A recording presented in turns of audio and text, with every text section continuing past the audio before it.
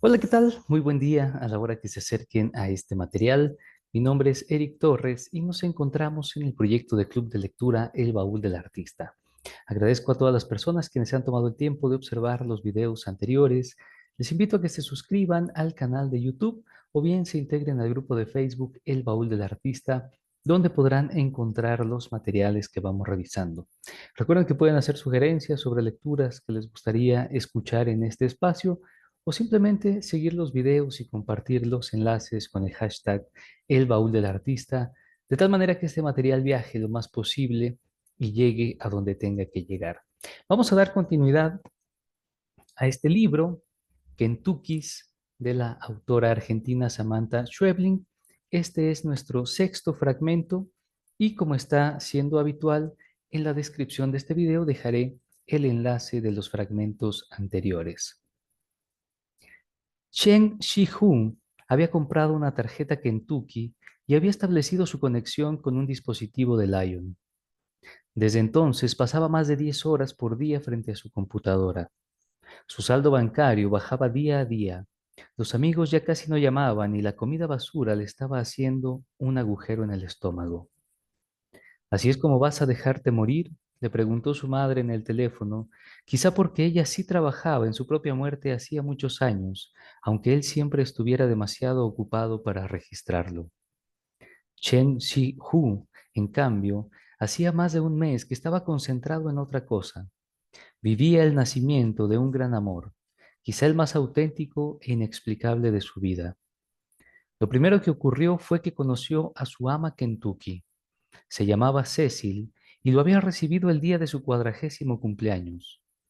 En cuanto la conexión del K783-3962 quedó establecida, ella lo aupó, lo llevó al baño y entonces Chen Shi-hu pudo verlo todo. Era un Kentucky Panda. Una felpa fucsia y turquesa lo cubría de punta a punta. En la panza, grabado en plástico gris decía, Tuyux Rapelej, Emanuel. Chen Shi-hu pensó que Cecil era guapísima, alta y delgada, el pelo casi pelirrojo y el rostro lleno de pecas. Le sonrió al espejo. Bienvenido, mi rey, le dijo. Chen Shi-hu entendía bastante francés, así que entró a la configuración del controlador y desactivó el traductor. Pronto descubrió que el resto del departamento era tan grande y sofisticado como el baño, y que era un reino generosamente acondicionado por Cecil para la total autonomía de su Kentucky. Había colocado espejos a la altura del piso, pequeñas aberturas en las puertas y en las ventanas que daban al balcón, como esas que suelen ponerse para que usen las mascotas, y una larga rampa que, oculta tras el sofá, recorría de punta a punta los tres cuerpos hasta la altura de los anchos apoyabrazos de cuero, sobre los que Chen Shihu aprendió a moverse sin problema. Cecil impuso sus reglas desde el primer día, sin ningún pudor y contabilizando cada pauta con los dedos. No entras nunca a mi habitación. Si llego a casa con un hombre, no salís de tu cargador. Si estoy durmiendo o sentada en ese escritorio, la circulación por la casa queda prohibida. Él obedeció. Fuera de esas reglas, Cecil era atenta y divertida. A veces salían al balcón y ella lo alzaba para asomarlo a Lion, mientras le enseñaba la plaza en la que se había izado la primera bandera negra del mundo, el viejo almacén donde solía estar la sedería de su familia, y le contaba otras historias de bombardeos y revoluciones que su abuelo le había contado a ella desde ese mismo balcón. Cecil y su departamento eran un mundo perfecto y, aún así, lo mejor quedaba en el departamento de enfrente, el gran reino de Jean-Claude, el hermano de su ama Kentucky. A veces cruzaban para tomar juntos el té. Lo preparaba Cecil, pero lo bebían en el living de Jean-Claude mientras él tocaba el piano. Fue en ese departamento que Chen Shihu conoció a la mujer de su vida. Cuando recorrió por primera vez aquel living, le llamó la atención ver en los ventanales las mismas aberturas que había en el departamento de Cecil. El Kentucky Panda de Jean-Claude estaba parado un poco más allá, junto a una gran maceta de orquídeas. Le extrañó que llevara estampadas en la panza las mismas palabras que él, Tuyux Capelej, Emanuel. Se llamaba Titina, o así la llamaba Jean-Claude, y tenía una sola responsabilidad que cumplía a regañadientes. Después de tocar el piano, su amo, que siempre iba descalzo, se sentaba en los sillones frente a Cecil a conversar y tomar el té y dejaba las piernas estiradas. Entonces Titina debía frotarle los pies con su cuerpo de peluche, rozándolos lentamente de un lado y del otro. Cecil los miraba y se reía. Si Jean-Claude se distraía, Titina se alejaba rápidamente a algún otro rincón de la casa. Chen Shihu la seguía como su sombra. Con el tiempo, habían logrado comunicarse. En el baño, Jean-Claude había pintado sobre el piso un abecedario y Titina se movía sobre él con gracia. Era una danza que se veía preciosa cuando la hacía ella, pero que a Chen Shihu, cuando le tocaba su turno, le daba mucho trabajo. Ella escribía en francés, él en inglés. Se entendían perfectamente. Me llamo Kong Taolin, escribió Titina. Vivo en Da'an, en Taipei. Él escribió también su nombre, luego escribió letras en panzas. Emanuel Regalo 1, Kentucky, A.C. Hijo, día que murió. Titina contó más historias de la familia. Cuando Cecil y Jean-Claude eran chicos, su padre solía comprarles cobayos, pero los animales apenas si duraban un año vivos en su jaula. Emanuel sabía que sus hijos ahora estaban grandes y que él pronto ya no estaría con ellos. Quería regalarles, al fin, una mascota que les durara toda la vida. El eco de sus motorcitos bailando sobre los azulejos resonó en la cabeza de Chen Shihu incluso unas horas más tarde, cuando en su departamento de Beijing se durmió pensando en las cosas que se habían contado. Al día siguiente, googleó Kong Taolin. El primer carácter se escribía igual al de Confucio, y aunque Chen Shihu no tenía claro qué auguraba esto, estaba seguro de que era una buena señal. Había decenas de Kong Taolin en Taipei, pero solo una parecía ser del barrio de Da'an. Era rellenita y tenía una sonrisa preciosa. Imprimió la foto y la pegó junto a su pantalla. Pronto, Titina le pasó su correo. Señaló en el teclado del baño la primera parte del mail y se quedó un buen rato dando vueltas, lidiando con la obviedad de que no había ningún signo de arroba sobre el cual pararse. Al fin, continuó su frase con un at, aunque no fue hasta que agregó el .com que Chen Shihu se dio cuenta de qué se trataba todo esto. Tomó nota en Beijing y en Lyon bailó un rato sobre el teclado hasta que logró escribir el suyo. En cuanto la hora del té terminó y regresaron al departamento de Cecil, él abrió su correo y le escribió. Se despidió con una confesión. Odio que tengas que rascarle los pies. Ella contestó enseguida. Yo también lo detesto, pero a cambio, él me enseña francés 2 horas cada tarde. Aprendo rápido. Daré un examen y con el título en mano dejaré a mi marido. Estaba casada.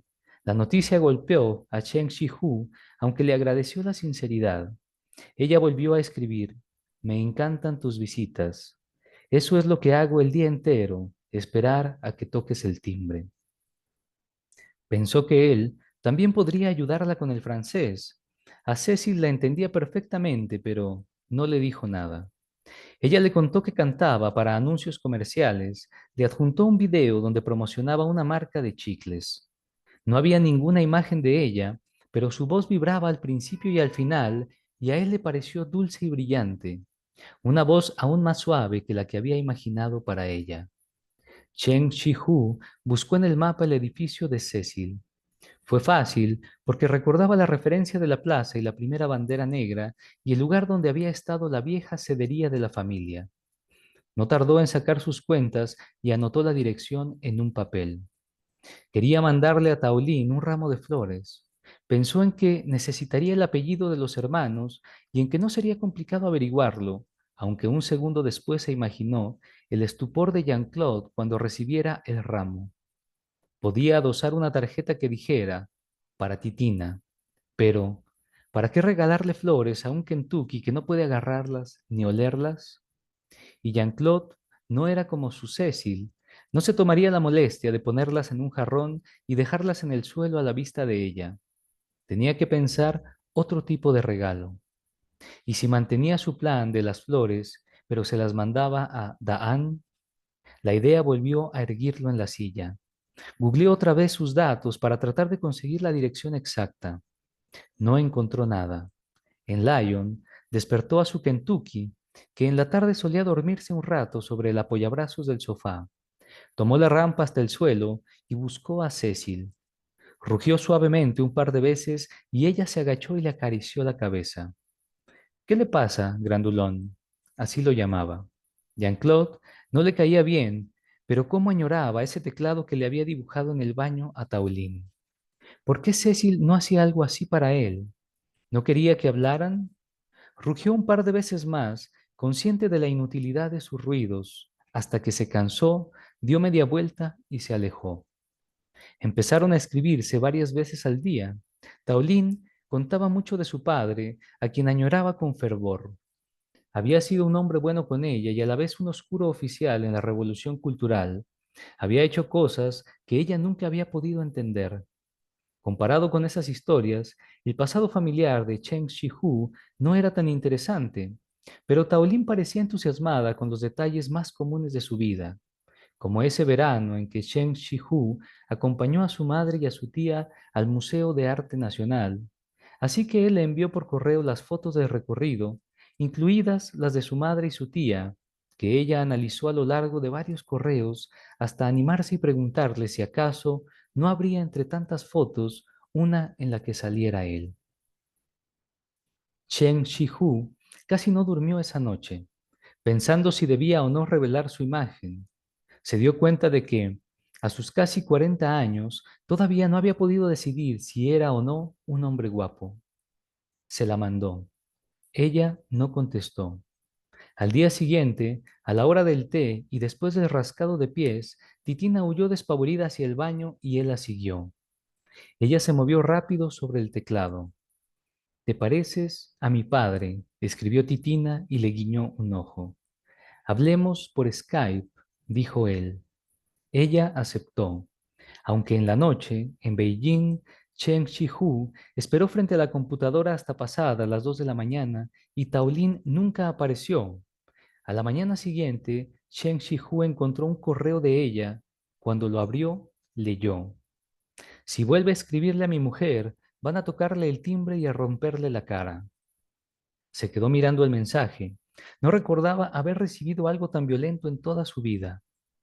No sabía si debía o no contestar, si debía o no preocuparse por Taolín, si acaso ella estaría al tanto del mensaje. En Lyon, bajó de su rampa y fue hasta la habitación de Cecil. Rompió las reglas al intentar despertarla. Haría unas horas que ella se habría acostado. Él insistió golpeando el Kentucky contra las patas de la cama. Cecil se movió entre las sábanas, molesta, y le revoloteó una almohada que lo dejó ruedas para arriba. Unas 7 horas más tarde, en la mañana de Lyon, Cecil lo levantó y lo llevó hasta la mesa de la cocina. Intentó hablar con él mientras se preparaba un café. ¿Qué le pasa, grandulón?, le preguntó. ¿Es que tengo que castigarlo como a una mascota? ¿Qué cuernos le pasó anoche? Hacía pregunta tras pregunta y no parecía interesada en ningún tipo de respuesta. Chen Shihu se movía desesperado sobre la mesa. Quería decir, hay que ir a lo de Jean-Claude, necesito su teclado. Algo muy malo pasa con Taolín. No cruzaron hasta la tarde.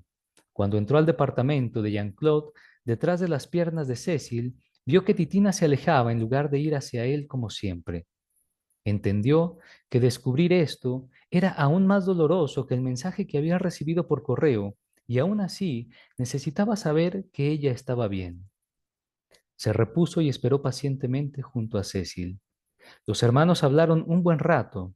Jean-Claude tocó una pieza interminable y después estiró las piernas y llamó a Titina, que se acercó tímidamente. Cuando el show de rascado de pies terminó, Chen Shihu intentó ir hacia el baño con Titina. Ella no lo siguió. Él volvió e intentó empujarla. Lucharon hasta que Titina chilló y Jean-Claude fue hasta ellos de un solo salto y furioso la levantó del piso. Se volvió hacia su hermana pidiendo explicaciones. No cargaba a Titina con cariño, ni siquiera como a un animal, sino que se le había puesto bajo la axila como si llevara una sandía del mercado. Quiero a ese muñeco fuera de la casa, dijo, señalando al Kentucky de su hermana. Durante una semana, Cecil cruzó a tomar el té sola. Chen Shi-hu se quedaba chillando, golpeando todo el rato la puerta, desconsolado. Un vecino salía a veces de su departamento para golpear la puerta de Cecil. Entonces, Chen Shi-hu se callaba un rato e intentaba aguantar lo más que podía hasta que la indignación volvía a crecer. Y luego pasó lo de la última noche. Fue lo más espantoso que le había sucedido a Chen Shi-hu en la vida. Algo tan injusto e inexplicable que no pudo contárselo ni a su madre, que aún no había logrado morirse y habría disfrutado mucho de una buena desgracia ajena. En la noche, una noche en la que Cecil había salido, Jean-Claude entró al departamento de su hermana con su llave. Encendió las luces y miró hacia los lados buscándolo. Tenía una mirada aguileña, un gesto agresivo que nunca antes le había visto, y en lugar de chillar hacia él y reclamar el teclado del baño, Chen Shi-hu tuvo el instinto de esconderse. Su Kentucky estaba detrás del sofá. Había mejores sitios donde meterse, pero temió que, si se movía, el motorcito terminaría delatándolo. Jean-Claude lo buscó por el living, lo llamó y no tardó en descubrirlo. Lo saludó con una amabilidad sospechosa y se sentó frente a él, en el otro sofá. Traía una bolsa en su mano derecha que dejó a un lado. Estuve charlando con el marido de la señorita, dijo, y hemos llegado a un acuerdo. Chen Shihu se preguntó si se refería al marido de Taolín, pero ¿por qué estaría Jean-Claude en comunicación con ese hombre? A ver, don Juan, ¿me sigue? No podía hacer otra cosa más que escuchar, así que se acercó. Esto es lo que vamos a hacer. Taolín necesita concentrarse en sus clases de francés y yo necesito que la gente, que no me cae bien, deje de meterse en mi baño. Era la primera vez que oía el nombre de ella en boca de él, que siempre la llamaba Titina. Taolín. Ese nombre, en boca de Jean-Claude, le hizo pensar que quizá ellos también se escribían. Jean-Claude buscó algo en su bolsillo, sacó un destornillador y se agachó hacia él para mostrárselo con sobradora elegancia. ¿A que no sabe quién manda esto desde Daan? Dijo. Dejó el destornillador en el piso y sacó de la bolsa una caja blanca. Chen Shi-hu tardó en reconocerla. De hecho, no entendió de qué se trataba hasta que Jean-Claude la abrió y sacó un Kentucky. Pero no vamos a poner triste a Cecil, ¿no? Dijo. El Kentucky que había en la bolsa era idéntico al de Chen Chi-hu, el mismo panda de felpa fucsia y turquesa, la misma panza grabada con el mismo plástico gris. Tuyux Rappeler, Emmanuel. Aunque Chen Chi-hu intentó alejarse a toda velocidad, Jean-Claude no tuvo que hacer ningún esfuerzo para agarrarlo. En su pantalla de Beijing, el living de Lion se sacudió violentamente y en los parlantes sus propios chillidos sonaban histéricos y metálicos. Jean-Claude luchaba con el destornillador para abrir la base del Kentucky. Chen Shi-hu movía las ruedas para un lado y para el otro, pero sabía que no había nada que pudiera hacer. Oyó el ruido de la carcasa ceder y la voz afectada de Jean-Claude que, antes de arrancarle definitivamente la batería, dijo, «Te querremos más que nunca, don Juan». Un segundo después, el controlador de su computadora se cerró y un cartel rojo anunció, «Conexión finalizada», seguido del tiempo total de conexión del K783-3962. 46 días, 5 horas y 34 minutos. 12. Enzo revisaba el vivero mientras terminaba su café. La albahaca estaba tersa y brillante. Arrancó una hoja y la olió. Era extraño revisar el estado de las plantas sin el Kentucky rondándole entre las piernas. Habían pasado un buen fin de semana juntos, pero el domingo en la tarde algo había salido mal, algo que Enzo no terminaba de entender, y el topo estaba desaparecido desde entonces. Lo llamó mientras regaba las últimas especias. Le decía topo o Kentú o mister. Regresó a la casa y buscó debajo de la mesa y frente al ventanal donde el Kentucky se quedaba a veces siguiendo el paso de algún vecino. Lo buscó también junto a la pata del sillón, un rincón de difícil acceso para Enzo, donde solía meterse para indicar que era el momento de que alguien le encendiera la televisión con la RAI. ¿Va a practicar italiano, mister? Le preguntaba Enzo si lo veía ahí. Le encendía el televisor y pasaba de canal buscando el programa. Cuando al fin aparecían los culos, las tetas y los gritos, el Kentucky ronroneaba y al oírlo, Enzo sonreía. Lucas se acercó a darle un beso y se despidió con su portazo de las 7:40. La madre tocaba la bocina y el chico tenía 2 minutos para terminar el último sorbo de leche, ponerse las zapatillas, la mochila, darle un beso y salir. Si tardaba más, lo que tocaba a su madre era el timbre, y eso no le convenía a nadie. Enzo volvió a llamar al Kentucky. No estaba en el comedor ni en las habitaciones. Temió que su hijo lo hubiera encerrado otra vez en algún sitio para alejarlo del cargador. Volvió a la cocina y salió al vivero. El Kentucky no estaba por ningún lado. El día anterior había paseado a Mister por el centro histórico. En lugar de ponerlo en la luneta trasera del coche, lo colocó en el asiento del acompañante sobre dos almohadones apilados. Le puso el cinturón y le pasó la gamuza del parabrisas por los ojos para asegurarse de que la vista estuviera perfectamente limpia. Desde el coche le mostró la torre de Roca y la colegiata Santa María de la Regia. Después, rodearon lentamente el canal y el pequeño mercado de agricultores que se armaba el primer fin de semana de cada mes. Supuso que a cualquier extranjero le gustaría conocer una ciudad tan pequeña y hermosa como la suya. Al final, estacionó a la vuelta de la Plaza Giacomo Matteotti. Quería pasar por un momento por la farmacia a saludar a su amigo Carlo. Llevó al topo bajo su brazo izquierdo, contra el pecho, como llevaba a veces las compras. No me lo creo, dijo Carlo al verlo entrar. Y Enzo tuvo que explicar que el Kentucky era del chico y todo el asunto de su exmujer y la psicóloga. Dejó a Mister sobre el mostrador para que paseara a sus anchas entre las cosas de Carlo, que no podía evitar seguirlo con la mirada. ¿Y dónde está esa gente hoy? Preguntó Carlo. ¿Por qué es el macho de la casa el que termina siempre paseando al perro? Esa gente desaparecía de jueves a domingo, pensó Enzo, cuando el chico se iba a casa de su madre y él se quedaba solo con el Kentucky. Sonrió sin decir nada. Compartieron la lata de cerveza que Carlo tenía siempre en uno de los refrigeradores de la farmacia y hablaron otro rato. De regreso al coche, Enzo vio a una vieja cruzar la plaza con otro Kentucky. Lo llevaba tras ella, atado de una correa. Cada tanto se detenía para esperarlo y lo increpaba, tiraba de la correa impaciente.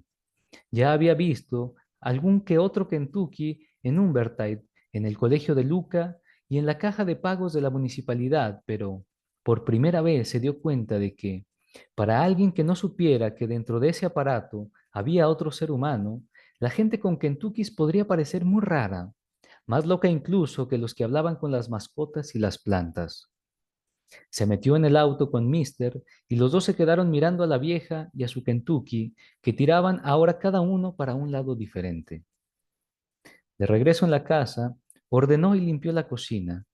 Recogió las cosas de Luca desperdigadas por el living y las llevó al cuarto. La habitación del chico era un desastre. A él no le gustaba presionarlo con el orden. Eso no había servido cuando su propia madre lo instigaba incansablemente a él. Así que, ¿por qué funcionaría con el chico? A veces, Mister empujaba alguna media perdida de la cocina hasta el cuarto o apartaba con mucha paciencia, uno por uno, los envoltorios de caramelos que el chico dejaba por toda la casa, arrimándolos por zonas para que fuera más fácil levantarlos. Enzo se quedaba mirándolo, curioso por tanta devoción. Si Luca estaba en la casa, Mister lo seguía por todos lados, aunque con distancia, cuidándose de no molestarlo. No le golpeaba las piernas ni le llamaba la atención para que le hiciera preguntas o le indicara dónde estaba el cargador, como si lo hacía con Enzo. Quizá porque sabía que, si quedaba a su alcance, el chico lo apartaría, Lo encerraría en algún lugar o, como venía siendo su costumbre, lo subiría a alguna repisa de la que no podría bajar hasta que Enzo lo encontrara. Pero Mister era un guardián fiel y solo se permitía sus horas de ocio, de ray y de ventanas cuando el chico ya no estaba en la casa. Si Enzo le ordenaba a Luca hacer la tarea y el chico se distraía, el Kentucky iba hasta Enzo para avisarle. Si el chico se quedaba dormido mirando alguna serie, el Kentucky iba hasta Enzo y él ya se imaginaba de qué se trataba. Cargaba al chico y lo acostaba. Mister había asimilado perfectamente sus funciones de copaternidad y Enzo se sentía agradecido. Rico o pobre, en su otra vida el Kentucky era, evidentemente, alguien con bastante tiempo libre. ¿Qué tipo de vida tendría Mister del otro lado? No parecía haber nada que lo apartara de esa existencia que llevaba con ellos. Estaba ahí de la mañana a la noche. Eran contadas las veces en que Enzo lo encontraba en el cargador durante el día, y si eso pasaba, era porque el chico se había ocupado de que no hubiera podido cargarse durante la noche. Ya llevaban así casi 2 meses juntos. Cada tanto, cuando lo veía sosteniéndole la puerta a Mosquitero para que él pudiera sacar la basura, o cuando en la noche el Kentucky iba y volvía de su habitación al pasillo para indicarle que se había olvidado otra vez la luz de afuera prendida, Enzo se quedaba mirándolo con una mezcla de pena y gratitud. Sabía que ese peluche no era en realidad una mascota, y se preguntaba qué tipo de persona podría necesitar cuidarlos tanto. Un viudo quizá, o un jubilado sin mucho que hacer, pero más que nada, si no habría algo que él pudiera hacer a cambio de tanta atención. Así que el día anterior, ya en la casa, y después del paseo por un Bertite, se abrió una cerveza y fue a sentarse al jardín en su reposera. Mister lo rondaba, y Enzo se inclinó para que pudiera verlo. Lo llamó. Esperó a tenerlo frente a él y se animó a preguntarle, ¿qué está haciendo acá todo el día con nosotros? Se quedaron quietos un momento, mirándose a los ojos. Enzo dio un largo sorbo a su cerveza. ¿Por qué hace esto, mister? ¿Qué recibe a cambio? Eran varias preguntas y ninguna podía contestarse por sí o por no. Enzo entendía lo frustrante que resultaba para ambas partes, y aún así, ¿qué más podía hacer? Esto es una mariconada, pensó Enzo. Estoy poniéndome sentimental con 2 kilos de felpa y plástico. El Kentucky no se movió, ni ronroneó, ni parpadeó. Entonces, Enzo tuvo una idea. Dejó la cerveza en el piso y se levantó de su reposera. Quizá alarmado por el salto, el Kentucky levantó la mirada para no perderlo de vista. Enzo entró a la casa y un momento después volvió a salir con lápiz y papel. Mister, dijo, mientras volvía a sentarse frente al Kentucky y anotaba un número. Llámeme, sostuvo el papel frente al Kentucky. Llámeme ahora y dígame qué puedo hacer por usted. Sabía que le estaba proponiendo algo extraño. Cruzaba los límites como si usara el mejor juguete de su hijo para su propio beneficio, algo que su mujer y la psicóloga seguro no aprobarían. Y a la vez, no podía creer que semejante genialidad no se le hubiera ocurrido antes. Cuando pensó que ya había pasado tiempo suficiente para que cualquiera lograra anotar un número, dejó el papel junto a la cerveza y fue a buscar el teléfono. Regresó y el Kentucky seguía en la misma posición. Quizá, en su casa, Mister todavía tenía un teléfono de línea y caminaba hacia él lo más rápido que le era posible, tan excitado que sentía Enzo, tan excitado se sentía Enzo esperando esa llamada. Pensó que era una suerte que el chico no estuviera y se preguntó si sería buena idea o no contarle luego lo que fuera que estuviera por ocurrir. El Kentucky seguía inmóvil frente a él. Quizá el viejo detrás del Kentucky estaba muy atareado buscando con qué anotar como para ocuparse también de manejar el muñeco. Enzo esperó todavía un poco más, atento al teléfono en el silencio de su casa, intentando contener una sonrisa. Esperó 5 minutos más, 15, una hora, pero el teléfono nunca sonó. Al final se levantó y fue por otra cerveza. Regresó y lo indignó tanto encontrar al Kentucky en idéntica posición que volvió a meterse en la casa y se puso a preparar la cena. En algún momento, Lo oyó luchar con la puerta mosquitero y cruzar el living. Enzo se volvió hacia el pasillo y lo vio alejarse hacia el cuarto del chico. ¡Ey! Se limpió las manos en el repasador, dispuesto a alcanzarlo. ¡Psst! Mister. El Kentucky no se volvió hacia él, no se detuvo, y Enzo se quedó solo en el living intentando entender qué cuernos le pasaba a ese aparato. Esa fue la última vez que lo vio antes de perderlo completamente de vista. Al día siguiente, cansado ya de buscarlo, Enzo volvió a revisar el jardín y el vivero, chistando y silbando. A veces, cuando lo llamaba, Mister ronroneaba. Lo hacía 2 o 3 veces y así se encontraban. Pero esta vez no había pistas, y de alguna manera eso confirmaba sus sospechas de que el asunto del llamado lo había molestado. Lo encontró unas horas más tarde, de casualidad. Estaba en el cuartito donde colgaban los abrigos, adentro del armario que, evidentemente, Luca había cerrado con llave. Había gastado casi toda su batería intentando salir del canasto de la ropa sucia, lo que era absolutamente imposible para un Kentucky, y agonizaba con un ronroneo gastado, un lamento tan débil que solo podía oírse si Enzo lo sostenía muy cerca de su oreja. Bien, vamos a dejar nuestra lectura hasta aquí. Este es el fragmento 6 de Kentuckys de Samantha Schweblin. Ojalá que lo disfruten. Gracias.